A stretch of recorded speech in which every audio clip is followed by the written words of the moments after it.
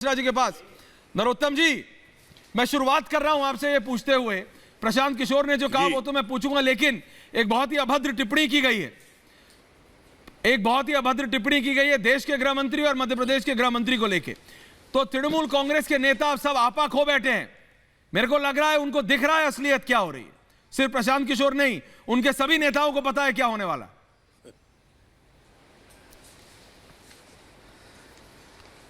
क्या है कि मन की अकुलाहटता अब तन पे आ गई है, मन की अकुलाहटता अब जवान पे आ गई है।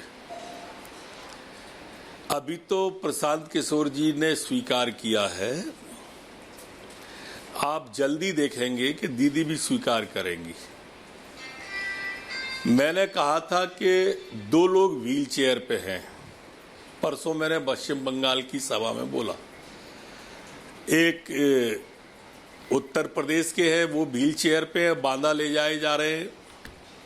एक मार के डर से व्हील चेयर पे है, एक हार के डर से व्हील चेयर पे है पश्चिम बंगाल में। ये दो ही व्हील चेयर पे हैं। हाँ, अब इनकी स्थिति ऐसी हो गई है कि अब आप मोदी जी का परिवर्तन देखिए, आप कितना ज्यादा हो गया पिछले 7 सालों के अंदर देश के अंदर, कि जो लोग हिंदू को आतंकवादी बताने पर तुले हुए थे 7 साल पहले तक, आज वो अपने आप को हिंदू साबित करने में लगे हुए हैं। ये एक परिवर्तन है देश के अंदर, और पश्चिम बंगाल के अंदर इसका असर ज्यादा है। पश्चिम बंगाल में तुष्टीकरण की राजनीति दीदी ने किया कुछ नहीं।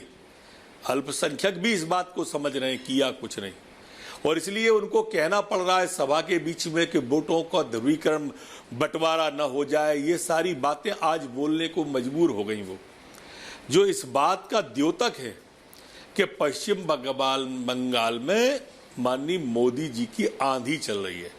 बाकी के चुनावों में आपने देखा होगा कि आंधी बाद में दिखाई दी, चाहे वो उत्तर प्रदेश हो, चाहे लोकसभा का चुनाव हो, जब परिणाम आए तब। पश्चिम बंगाल ऐसा प्रांत है कि यहाँ पर जो लोग, नरोत्तम जी, आप पश्चिम बंगाल में पिछले कितने महीनों से मैं जानता हूँ, लेकिन आप मुझे ये बताइए, अगर प्रशांत किशोर ये कहता है, आपने कहा सब मानेंगे, दीदी भी मानेंगी, आपने कहा व्हील चेयर पे दो ही लोग दिखाई दे रहे हैं, एक मुख्तार अंसारी, एक ममता बनर्जी। इस पे पलटवार आया, इस पे कहा कि नरोत्तम मिश्रा को पता क्या है बंगाल के बारे में। नरोत्तम मिश्रा तो वहां से आते हैं, दूसरे प्रदेश से, मध्य प्रदेश के नेता है, उन्हें ना बंगाली आती है ना उन्हें बंगाल आता है, उन्हें क्या पता। भारतीय जनता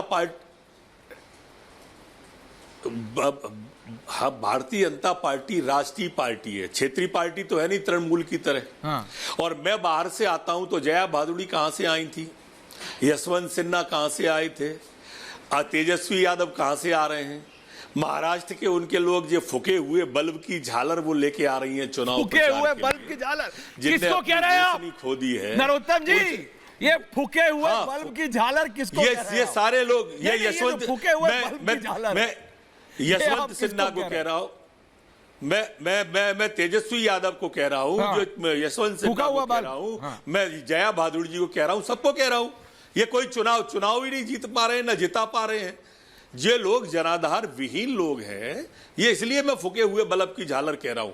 वो उनको अपने नजर आते हैं, हम बाहर के नजर आते हैं। उनको घुसपैठिए बांग्लादेश के घर के नजर आते हैं, हम बाहर के नजर आते हैं। उनको पाकिस्तानी अपने, यही तो तुष्टीकरण की राजनीति का चुनाव है।